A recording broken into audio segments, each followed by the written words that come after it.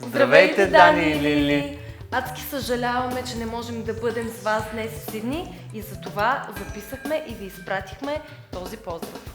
По-добре запомнете тези страхотни дни, които имахме заедно. Млади, необвързани, свободни, защото с тях се свърши, приключиха. Вие сте обречени един на друг за цял живот. А нека сега видим какво си представяме ние, че ще бъде вашето бъдеще. А накрая ще изглеждате така. Не, шегуваме се. По-скоро си мислим, че ще изглеждате така.